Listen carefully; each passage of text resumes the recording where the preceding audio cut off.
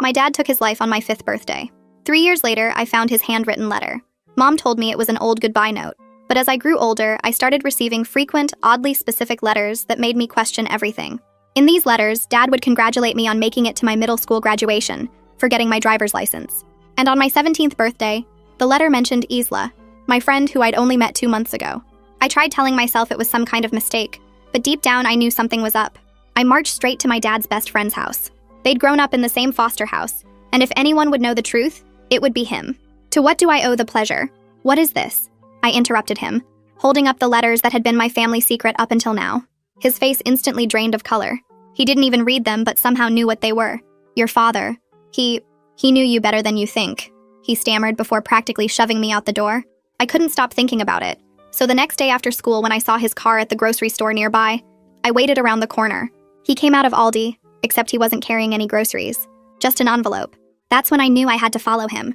I called an Uber instantly and told him to follow. 10 minutes later, I found myself at a storage unit on the edge of town, crouching behind a rusty container watching my dad's best friend work from afar. He was in that storage unit for so long that by the time he finally came out of it and drove away, I'd fully finished 2 Natasha Chamberlain podcast episodes. That's when I snuck in. The storage unit was still unlocked, probably because he was A, kinda dumb, and B, it hadn't expected a psycho beach to come snooping around. Inside the unit, boxes lined every wall. I opened the closest one and nearly dropped it. Hundreds of letters instantly spilled out, and these were all addressed to different girls. Natasha, Paige, Chloe, all written like they were from dead fathers. Then I spotted one that made my blood freeze. For Sophie, my name, 18th birthday. That was 3 weeks away.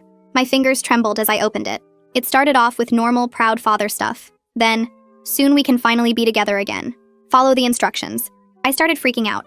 He was actually planning to lure me somewhere. Where would he have taken me? And what would he do once we were alone? I was about to sneak out to just get some air until I saw the filing cabinet. Inside were folders filled with girls' photos. The photos didn't have names on them at first, but after reading the letters, I could match the physical appearance as described in the letters to their names. I pulled up Google and searched the names, and my blood went cold. Paige Wright, missing.